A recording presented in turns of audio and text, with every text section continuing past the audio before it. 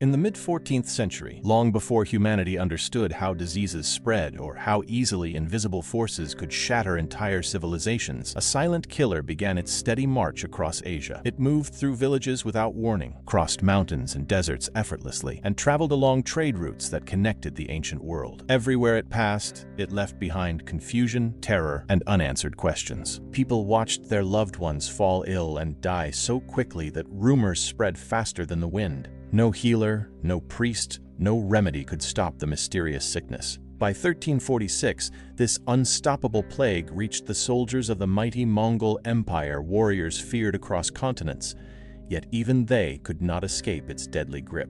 Meanwhile, on the shores of the Black Sea, the prosperous Genoese port of Kaffa thrived. Its docks were crowded with merchants shouting prices, sailors unloading goods, and travelers exchanging stories.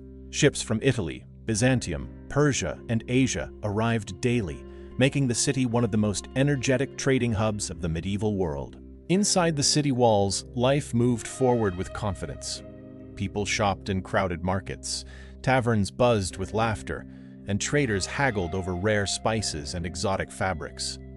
No one sensed that a storm of disease and death was already on its way toward them. But everything changed when the Mongol general Genibeg marched his army to Kaffa. The Genoese had angered the Mongols, and the empire came to settle the score. Tens of thousands of soldiers surrounded the city, encircling it like a tightening noose. The Mongols cut every supply route, blocked all roads, and trapped the entire population inside the walls. What began as a routine military siege soon evolved into something far more sinister, something no strategist, no soldier, and no citizen was prepared to face. Weeks passed, and strange reports spread through the Mongol camp. Soldiers who had been healthy the day before now lay feverish and gasping for breath. Painful swellings appeared beneath their arms and around their groins. Men collapsed in tents, coughing blood and dying within hours. Panic set in as death swept through their ranks like a wildfire. Warriors who had once charged fearlessly into battle now backed away from their infected comrades. Fires burned unattended, horses wandered without riders, and the once disciplined camp became disorganized and silent. Everywhere, the same whisper echoed: "The plague is here." The Mongols had conquered kingdoms, survived harsh winters, crossed deserts, and defeated countless enemies, but nothing had prepared them for an invisible foe that killed so swiftly. As bodies piled up,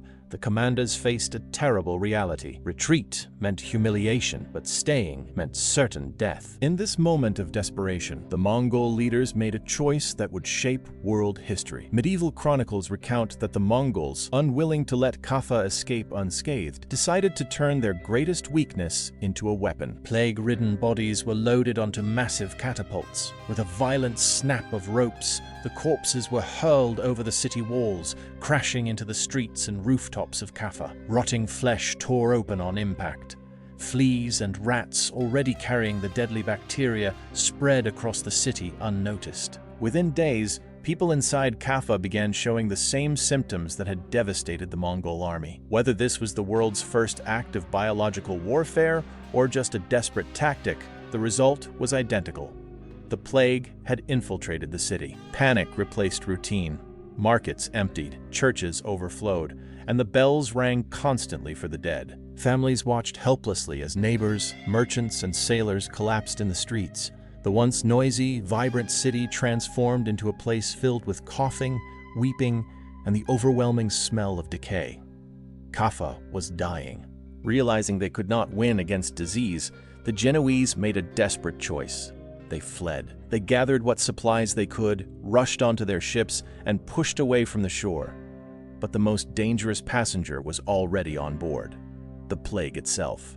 On the ships, the disease spread even faster. Rats ran between barrels of grain, fleas burrowed into blankets, and sailors who appeared perfectly healthy collapsed before the voyage reached its halfway point. The plague had found the perfect vessel for its next destination.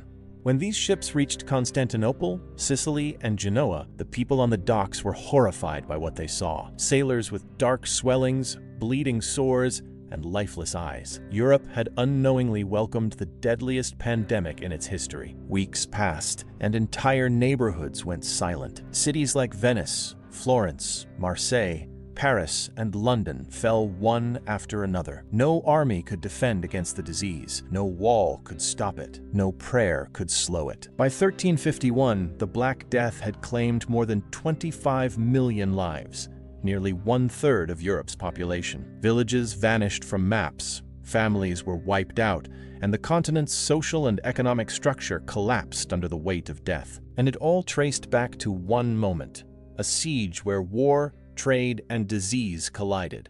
Kaffa became the gateway through which the plague entered Europe. A single decision unleashed a disaster felt across continents.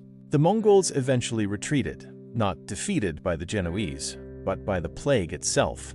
Kaffa survived, but it carried deep scars, and the world crossed a line it could never return from. Centuries later, humanity still lives with the consequences of that moment on the shores of the Black Sea. The Genoese colony of Kaffa on the Black Sea witnessed a great catastrophe centuries ago. This seemingly small event profoundly reshaped world history. If we fail to understand it properly, we cannot truly grasp how global history was formed.